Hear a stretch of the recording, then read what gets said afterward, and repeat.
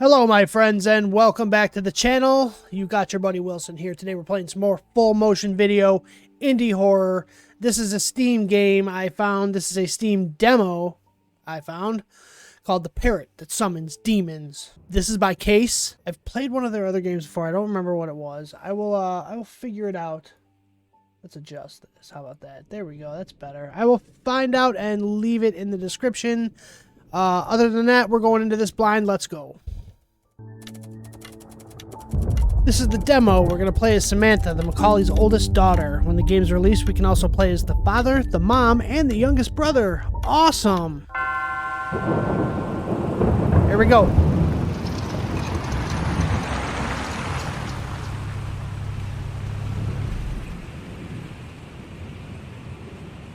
A demon summoning parrot, huh? Samantha, 3 sandwiches. How does a parrot even like candles? You're lying on your bed. The bag gets stuck in your ribs and you move with a grunt. There's a laugh on the other side of the line. What? The bag, right? Noah laughs.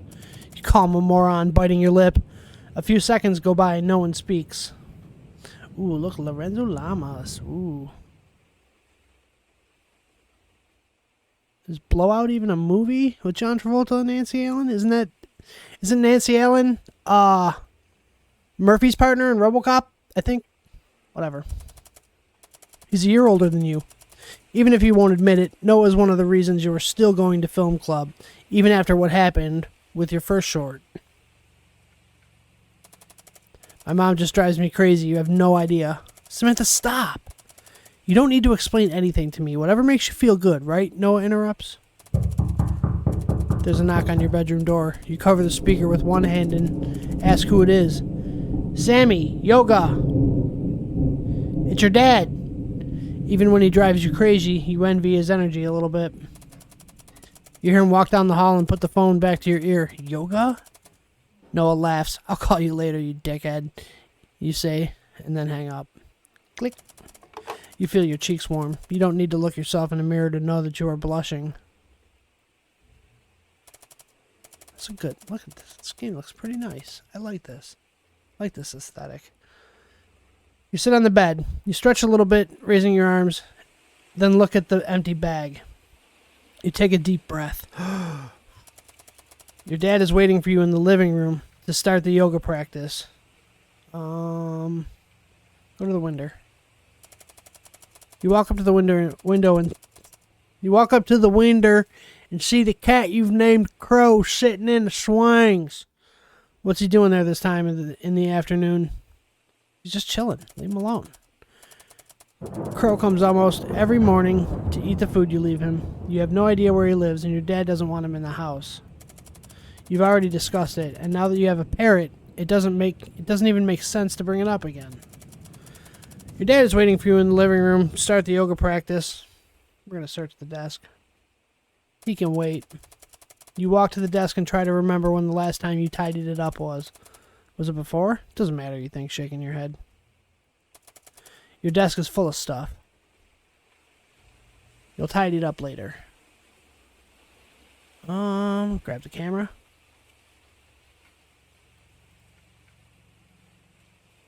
Okay. Your parents gave it to you 3 years ago. At first, you didn't want it. Now you can't imagine your life without the movies. Your desk is full of stuff. You'll tidy up later. Camera battery. I don't think we can move it. Alright. Your dad doing yoga might not be the best show ever, but if you record him long enough, maybe he'll trip and you can threaten him with sending the video to a blooper show. Your desk is full of stuff. Pen? Pen's in my hand. Can we combine these or something? No?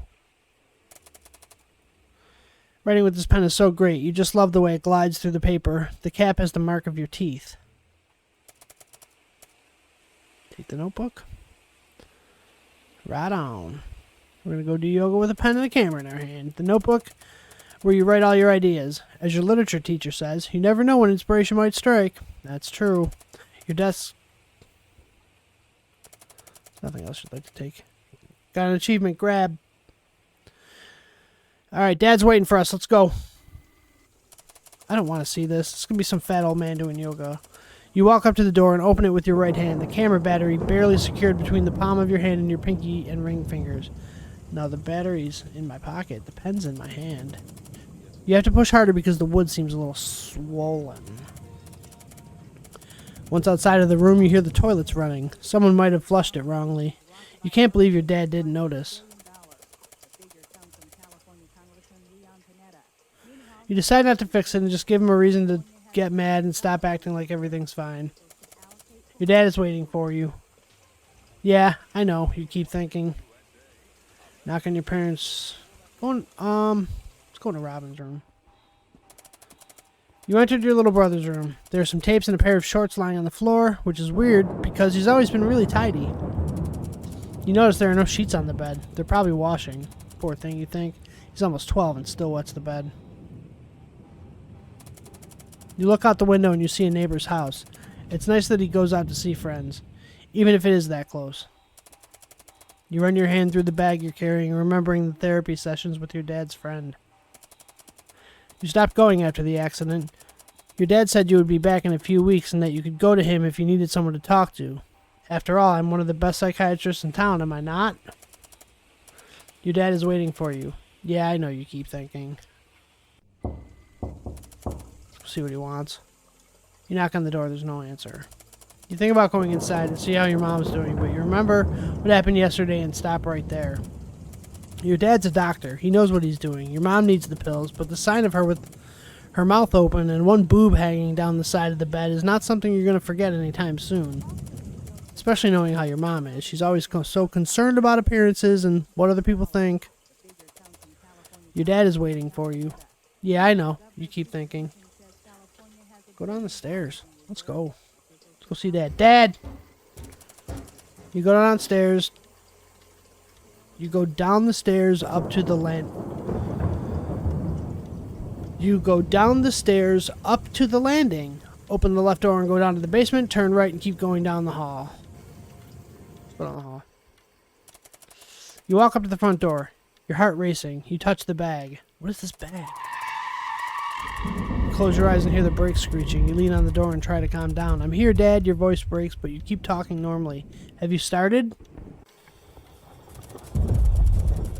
You enter the kitchen and see your dad trying to do one of the yoga poses. Come here, Sammy. I don't want to be the only one bent like a pretzel. The parrot starts screaming and you both burst into laughter.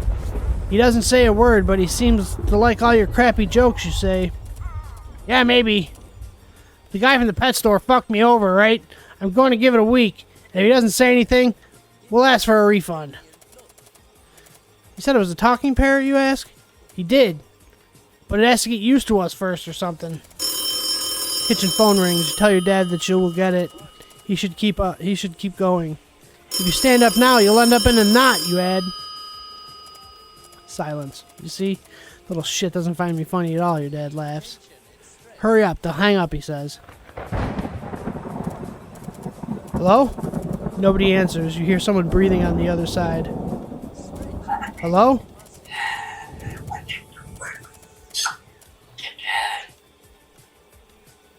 The parrot's voice screams. The parrot screams even louder. Did you hear it, Dad? It said something this time, right? The voice on the other side interrupts you. If you experience strange events, call 482-05429. And before hanging up, it says, and don't tell anyone about this call. Got it? You stare at the phone, not really knowing what to think. Write down the number in your hand. Just write it on your hand. For some reason, you keep shaking. You feel a sharp pain in your head. You're sick of the headaches, but you don't want to keep taking so many pills. I don't feel very well, Dad, you say. He doesn't respond. Don't be mad. I'll stay here with you. Just carry on. You were doing great. I'll make sandwiches so we can eat something and when you're done, okay? There's a grunt, and you can't help but smile. Poor Dad, you think. The parrot, the yoga classes, he's really trying. You spread some mayo on the breads and think about your mom again, about the fights with your dad and the pills she's taking. Uh-oh.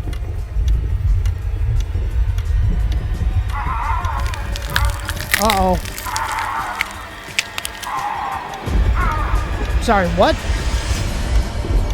Yoga moves will energize you. Dad, you're scaring the crap out of me. Here, I made 3 in case Mom comes down. You look him in the eye expecting some kind of reaction at the mention of your mom. Your dad nods, but it's not enough. It's overwhelming to think how fragile everything can be. The sandwich you made for him still there on the plate, untouched. There's something wrong. Ask about yoga. Your dad doesn't answer. You ask him again. Fine, he says with his mouth almost closed. The sandwich you made for him is still on the plate, untouched. There's something wrong. Ask about Robin. In his room, watching that chameleon show. Tell him that Robin is not in his room. Your dad doesn't say a word, and his silence is uncomfortable. We got the snitch achievement. The sandwich you made for him is still on the plate, untouched. There's something wrong. Ask about your mama. Huh? Upstairs. In bed. Should we call her? No, leave her alone. Sandwich you made for him is... Eat your sandwich. Dad. Dad, look at me. You're acting weird. What is it?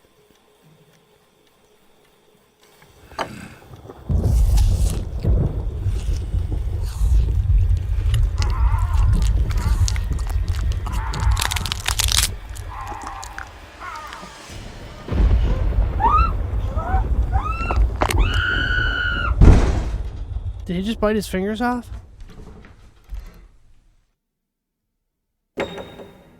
Samantha, the poster.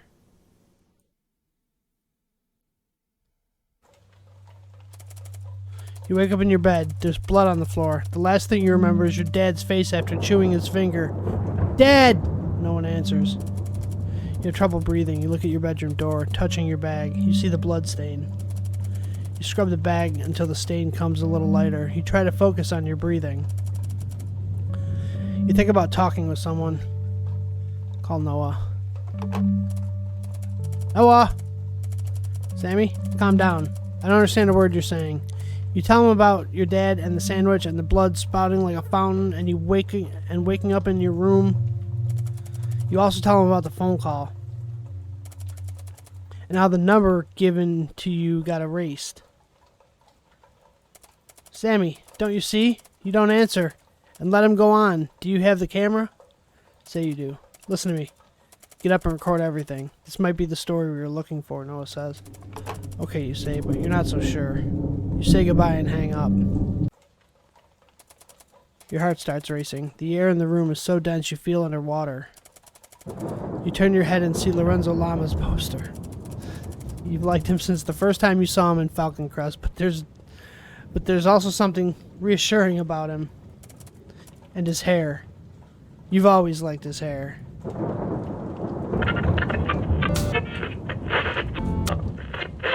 What? Without realizing it, you take a hand to your crotch. You feel kind of drowsy, as if everything were lighter and you lose control of your limbs. You unbutton your pants and a hand that doesn't seem your own starts crawling down. Your hand moves with such urgency, it's so clumsy and desperate that you get distracted. You move to the side. His eyes. You feel the heat emanate and how the hand slowly adjusts the rhythm. You arch your back a little. Lorenzo Lama's hair seems to be fluttering in an invisible wind. You feel yourself disappear for an instant. His hair, his eyes, your back. That hand is not yours. His lips.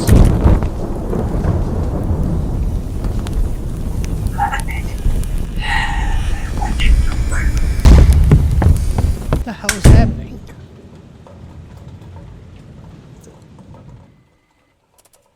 What the? You try to regain your composure. Your brother's bedroom door is closed and so is your parents'. The toilet is no longer running.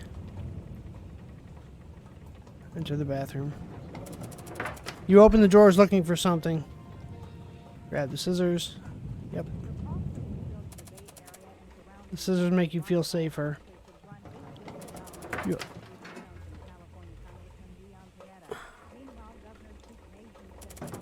After getting what you needed, you closed the drawer.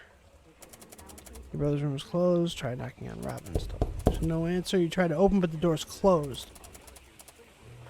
Knock on your parents' door. Silence. Mom! You put your ear to the door trying to listen. The wood is uncannily cold and you throw your head back with a spasm. Your brother's bedroom door is closed and so is your parents'. Go to the stairs. You quickly walk to the stairs and hear some noises. The house was always noisy. The logs cracking in both fireplaces, the creaking of wood, the wind outside, and the branches against the windows. But this is different. The noises come from the basement. You remember that the basement door is locked. The cellar door, you think.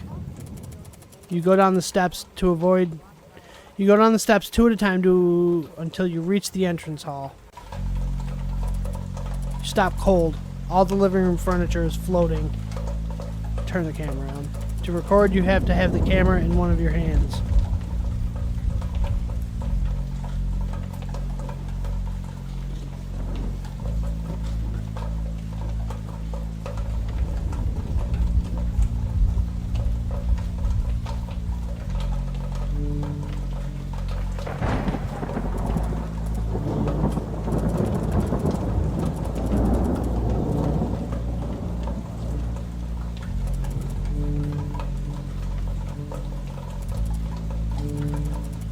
You know you don't have the steadiest hand of recording in a free hand to grab the camera with both hands. Go back. Stop cold. Turn the camera on. Inventory. Okay. Go back. Stop cold. Turn the camera on. It's hard for you to admit it, but you do feel that thing Noah is always saying about cinema, that special bond with your camera.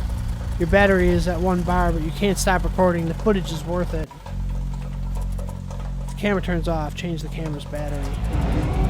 Seeing the 3 bars of your battery full gives you a sense of security. There's a deafening scream and the floor seems to tremble. You have no doubt there's something going on in the basement. Uh-oh. But the basement's locked. How are we going to get in? Whoa.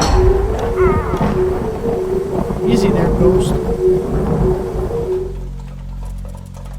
You put your hands up to protect yourself and the camera cushioned the impact. You turn the camera on, but it's not working. The noise it makes when you shake it is not a good sign. You get up slowly. Your whole body hurts. The impact was really strong. You walk through the kitchen and the open door. The cold air outside takes you by surprise. Your legs tremble.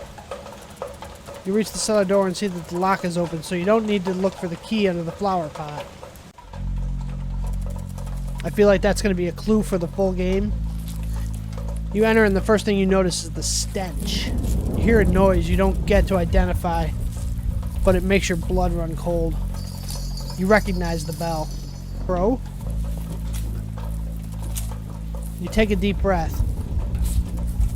Fuck, fuck, fuck, you whisper. The impact of the chair ruined the camera. You can't turn it on. You try to calm down and start going down. Oh, he's puking.